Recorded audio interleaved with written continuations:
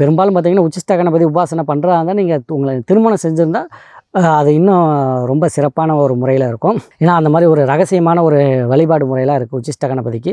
இதுக்குள்ளே வசியமை, சக்கரம், உச்சிஷ்ட கணபதி குடுவாய் எல்லாமே நான் கொடுத்துருவேன். வேணுங்கிற நபர்கள் நம்மளை தொடர்பு கொண்டு ஆன்மீகத்தில் முன்னேறணும், இல்லை மாந்திரீகத்தில் முன்னேறணும், அந்த மாதிரி நினைக்கிற யாராக இருந்தாலுமே, இல்லை தன் தேவைக்காகவே, தன் குடும்பத்துக்காகவும் தன்னுடைய தொழிலுக்காகவும் மட்டுமே இதை பயன்படுத்தணும் அப்படின்னு நினைக்கிற யாராக இருந்தாலுமே, உங்களுக்காக இல்லாமல் மட்டும் மற்றவங்களுக்காக பயன்படுத்தணும்னு நினைக்கிற யாராக இருந்தாலும் வந்து நம்மக்கிட்ட வந்து உச்சிஷ்ட கணபதி வாங்கிக்கலாம். வேணுங்கிறவங்க நம்மளுடைய காலபைரவர் ஆன்மீக நிலையத்தை தொடர்பு கொண்டு நேராக வந்து நீங்கள் உச்சிஷ்ட கணபதியை வாங்கிட்டு போகலாம். எல்லா மக்களுக்கும் நான் இதை இலவசமாக கொடுக்குறேன்.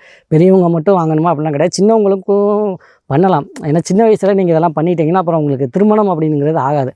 அதனால் பெரும்பாலும் பார்த்திங்கன்னா, கல்யாணம் ஆனதுக்கப்புறம் வந்து நீங்கள் உச்சிஷ்ட கணபதி உபாசனை பண்ணுறதே உங்களுக்கு சிறந்தது.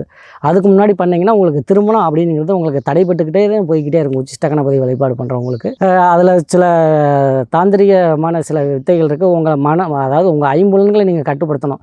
இல்லாட்டினா இது உச்சிஷ்ட கணபதி வேறு வழியில் நிறைய விஷயங்களை கொண்டு வந்து சேர்ப்பார். அதெல்லாம் நீங்கள் உங்களுடைய ஒழுக்கத்தினாலேயே தைரியத்தினாலேயே தான் நீங்கள் அதை வென்று அவருடைய அருளை பெற முடியும். வேணுங்கிற நபர்கள் தொடர்பு கொண்டு வாங்கிக்கோங்க. நன்றி, வணக்கம்.